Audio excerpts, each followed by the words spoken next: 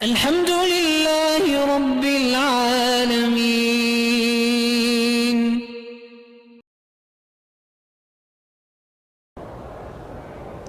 عورت بخاری شریف بغیر استاد کے پڑھ سکتی ہے، پھر نتیجہ وہی ہوگا جو غامدی کا ہوا ہے، اس نے بھی بغیر استاد کے پڑھا ہے۔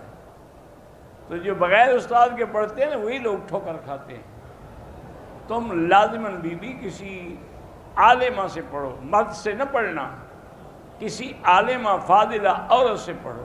آج کل ماشاءاللہ بہت بڑی مدارس بنات ہیں، اس میں بڑی بڑی عالمہ فاضل۔ مجھے خود ایک بی بی نے بمبئی سے بخاری شریف کی اس نے شرح لکھی ہے، تو اس کی کاپی مجھے بھیجی تھی کہ آپ پڑھ کے مہربانی کر کے تقریر لکھیں۔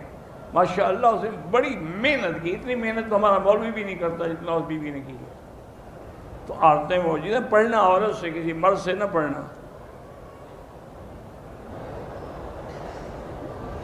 ہم نے ایئرپورٹ اسلام آباد سے احرام باندھا، جہاز میں بیٹھ کے عمرے کی دعا تلبیہ پڑھی، باقاعدہ نیت نہیں کہ یہی نیت تو تھی کہ احرام باندھا تم نے، اور نیت کیا ہوتی؟ الٹا لٹکنا پڑتا ہے۔ عجیب بے وقوف لوگ ہیں، بھی تلبیہ بھی پڑھا، نیت بھی کی، اور نیت کیا ہوتی ہے؟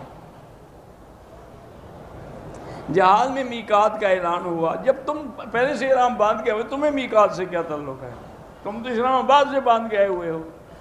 یہ تو ان کے لیے ہے جنہوں نے نہ باندھا ہو تو میقات پہ جہاز میں بیٹھے بیٹھے نیت کر لیں۔ میری اولاد نہیں ہے، مسئلہ بیوی میں ہے، میں دوسری شادی کے لیے کہتا ہوں تو بیوی نے جھگڑا کیا، میکے چلی گئی،